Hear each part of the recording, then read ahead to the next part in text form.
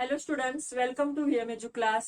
Last lecture में जो हमारा स्टडी के बारे में था, मैथ्स के अलावा जो लेक्चर था उसमें हमने कुछ की पॉइंट्स देखे हैं कि हाउ टू स्टडी, मतलब हर एक स्टैंडर्ड के बच्चों को स्टडी कैसे करना चाहिए, स्टडी मेथड क्या होनी चाहिए। ओके, तो आज हम देखेंगे 10th बोर्ड एग्जाम की प्रिपरेशन या तैयारी कैसे करते हैं। नॉर्मली बोर्ड एग्जाम हो, चाहे 10th की हो या 12th की, हर एक बच्चा और हर एक पेरेंट्स उसके लिए टेंशन में होता है। क्यों होता है ये टेंशन आखिर? हाँ, एग्जाम तो एग्जाम है। अभी तक तो फर्स्ट से 9th तक हमने एग्जाम दी हुई है, फिर भी हमें 10th के बोर्ड एग्जाम को ही टेंशन क्यों आता है? ओके, तो इसके लिए आज हम कुछ पॉइंट्स डिस्कस करेंगे। इसके पहले अगर आपने चैनल को सब्सक्राइब नहीं किया है तो जरूर कीजिए, ताकि आगे आने वाले सब यूजफुल वीडियोज आप देख सकते हैं। और प्लीज कमेंट भी कीजिए और ज्यादा से ज्यादा बच्चों को शेयर भी कीजिए। ओके, तो अब चलते हैं प्रिपरेशन की तरफ। ओके, देखो अब 9th तक तो हम एग्जाम देते हैं, लेकिन वो एग्जाम कैसे होते हैं? स्कूल लेवल पे होते हैं, मतलब वहां पे आप एग्जाम देते हैं, वो ऑल एटमोस्फियर आपका फैमिलियर होता है, मतलब टीचर्स फैमिलियर होते हैं, वो स्कूल आपका फैमिलियर होता है, कोई कुछ टेंशन नहीं होता। जब हम एग्जाम देते हैं हमारे पेपर्स वो टीचर ही चेक करते हैं, बराबर। तो एक थोड़ा सा हमारा एक अपनापन होता है टीचर से और स्कूल से भी। और टीचर भी हमें बहुत सारे मीन्स हमारे मिस्टेक्स हमें बता देती है। लेकिन बोर्ड एग्जाम में ऐसा नहीं होता। जो भी आप लिखोगे, फाइनली जो आपका एक्सटर्नल एग्जामिनर होगा वो चेक करेगा। वहां पे आपको कुछ समझाते नहीं है कि ये कैसा होना चाहिए, या डायरेक्टली रिजल्ट आपके हाथ में आता है, बराबर।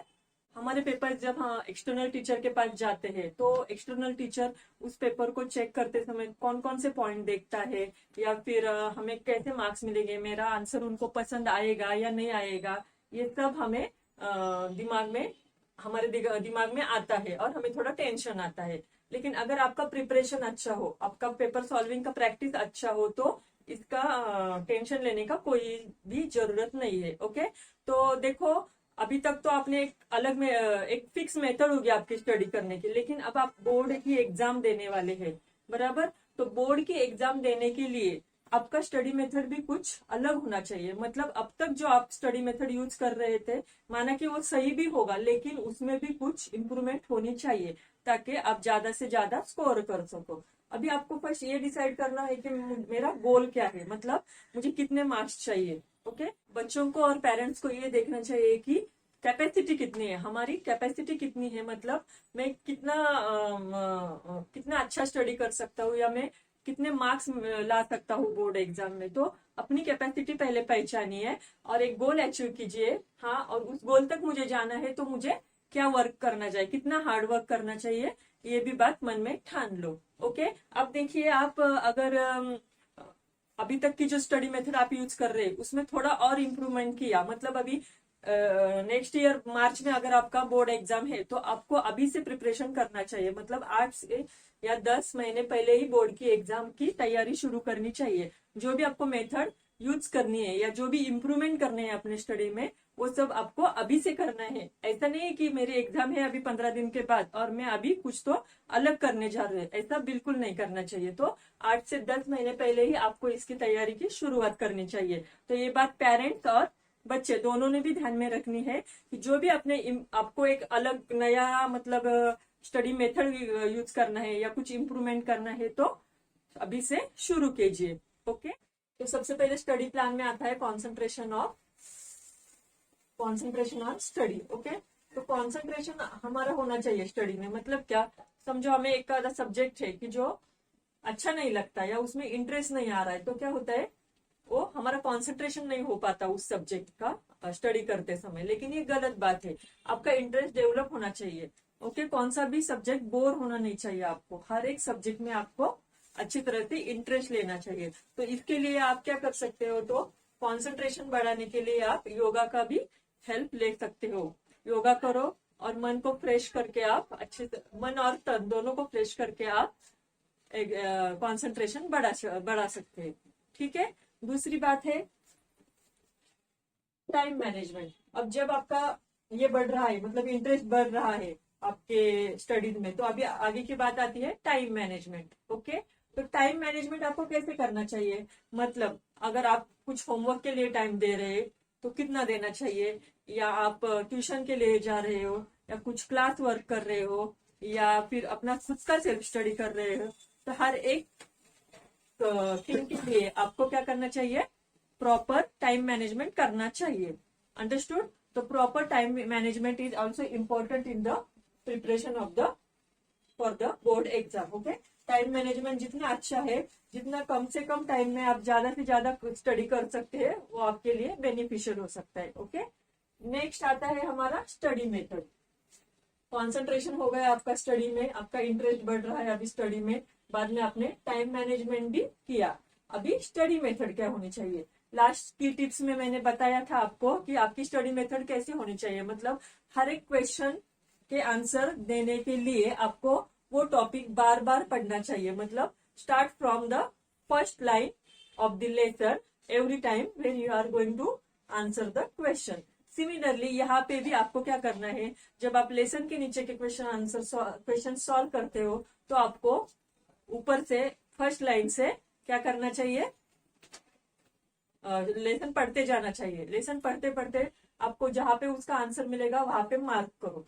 अगेन सेकेंड लेसन के लिए आपको वापस फर्स्ट लाइन से पढ़ना होगा, फिर दूसरे क्वेश्चन का आंसर आपको मिलेगा वहां पे मार्क करो। ऐसे 4-5 जितने भी क्वेश्चन है लेसन के नीचे, वो करते समय आपका क्या होगा, एवरी टाइम वो रीडिंग होगा उस लेसन का। इससे क्या होगा, ज्यादा से ज्यादा टाइम आपका वो लेसन रीड करके होगा, और जब आप ज्यादा से ज्यादा टाइम लेसन रीड करते हो तो वो लेसन आपका पक्का हो जाता है, दिमाग में फिट हो जाता है। ओके, फिर अगर उस लेसन के बीच के ही अगर आपको क्वेश्चन पूछे गए एग्जाम में, या रिलेटेड उसके कुछ पूछे गए एक्सटर्नल एग्जामिनर ने, तो भी आप आराम से उसके आंसर दे सकते हो, क्योंकि वो टॉपिक या वो लेसन आपका पूरा अच्छी तरह से पक्का हुआ है। समझ गए? ये लास्ट लेक्चर में भी मैंने बताया था, हर एक स्टैंडर्ड के लिए ये बेनिफिशियल है कि हमारी स्टडी मेथड इस तरह से होनी चाहिए। इसमें मोस्टली आपको लेसन बार बार पढ़ना चाहिए।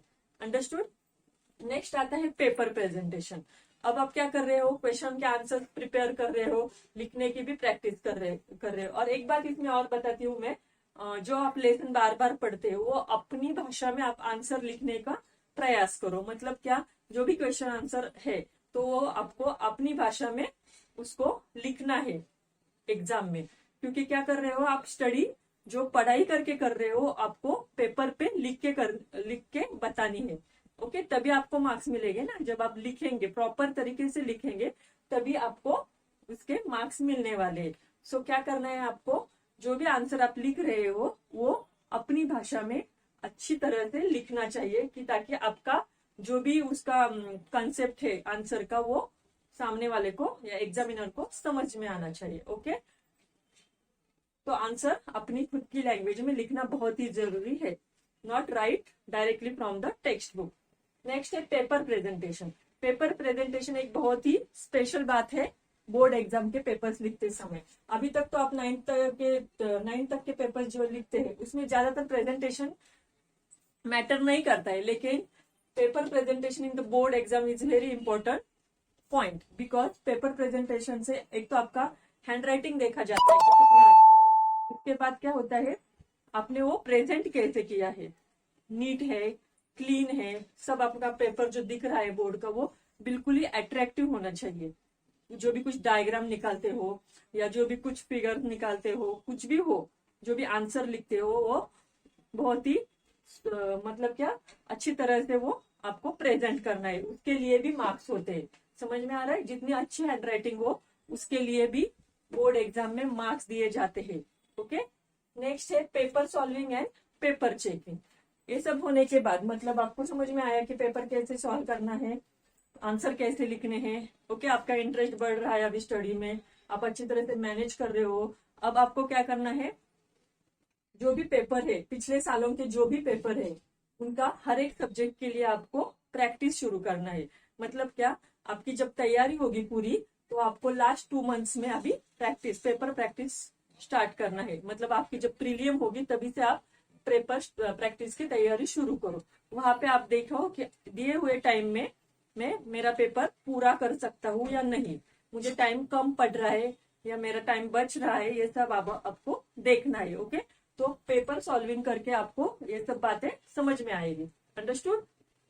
पेपर सॉल्विंग होने के बाद वो paper checking is also important point, क्योंकि आपने पेपर तो सॉल्व किया, लेकिन वो कोई तो ऐसा होना चाहिए ना कि आपको आपके पेपर के मिस्टेक्स बता दे, बराबर। आपके टीचर्स है या कुछ एक्सटर्नल टीचर है, क्लास के टीचर, ट्यूशन के टीचर है, तो उनसे आप अपने पेपर्स चेक करके लीजिए, ताकि आपको समझ में आए कि हमारी गलती कहाँ पे हुई है या हमें इम्प्रूवमेंट कहाँ पे करनी चाहिए। अगर टाइम पे ही आपको आपकी गलती सुधारने का मौका मिल गया तो बोर्ड एग्जाम में आप कुछ भी प्रॉब्लम आपको नहीं आ सकता। इसलिए गलतियां सुधारने के लिए या कुछ ज्यादा समझने के लिए हमें पेपर चेकिंग करना भी बहुत जरूरी है, और वो भी हम एक्सटर्नल टीचर से करेंगे तो और भी ज्यादा अच्छी बात है। ओके, तो देखो ये सब पॉइंट्स पे आप गौर करो, और बोर्ड की प्रिपरेशन कैसे हो सकती है तो आप समझ में आया होगा आपके। तो स्टार्ट करो अपना स्टडी। अगर कुछ प्रॉब्लम है तो प्लीज मुझे कमेंट बॉक्स में लिख दो। ऐसे ही यूजफुल लेक्चर जो आपकी प्रिपरेशन में या स्टडी में हेल्पफुल हो गए, ऐसे ही मैं देते जाऊंगी आपको। तो चैनल को जरूर सब्सक्राइब करो और आगे देखते रहो। एक बात और बताती हूँ मैं, जब आपके पास ज्यादा मार्क्स हो गए, ज्यादा परसेंटेज हो गए, तो ऑप्शंस भी आपको बहुत सारे हो गए। मतलब 10 के बाद जो हमारा एक नया टर्न आता है कुछ भी करियर चॉइस करने के लिए, तो आपके पास ज्यादा ऑप्शंस रहेंगे। अगर मार्क्स ही कम हो गए तो ऑप्शंस भी कम ही हो गए। तो आप डिसाइड करो कि आपको ज्यादा ऑप्शंस चाहिए या कम ऑप्शन चाहिए, आपको कितनी प्रोग्रेस करनी है अपने लाइफ में या कितनी नहीं करनी है। ओके, तो ये सब का आप स्टडी करो और तैयारी के लिए शुरू करो। ओके, तो बेस्ट ऑफ लक।